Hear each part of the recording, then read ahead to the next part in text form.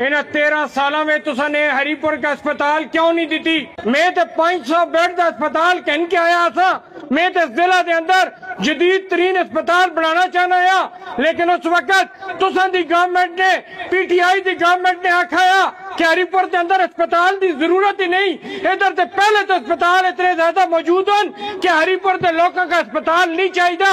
اس بیس ہوتے تسا نے وہ اسپتال کینسل کرایا۔ آج میں مریم نواز صاحبہ کا خراج تحسین پیش کر رہا جس آکھا کہ انشاءاللہ اسپتال بھی بنتی ہری پور دے بارڈر تے اور علاج بھی پورا ہزارہ ڈویژن دے لوگوں دے اسی انشاءاللہ۔ اور جڑے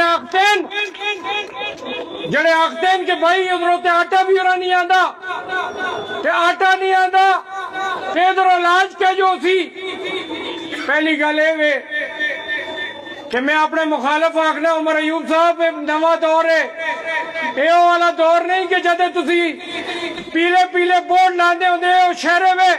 کسی جا کے غازی میں کم کر آئے ہیں، غازی میں لاندے ہو کسی خانپور کم کر آئے ہیں، ہوتے جیلی اپنی سکیمہ لکھتے ہو، اسی طرح جیلی یہ طرح تسا نے میرے آندے ہو یہ سکیمہ تھے اپنی جیلی تختیاں لائیں، اے وہ دور نہیں نے۔ آج تو چند مہینے پہلے تسا دا وزیر اعلیٰ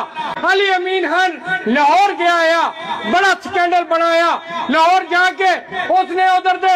بار کونسل دے اندر 5 کروڑ روپیہ دیتا ہے، لاہور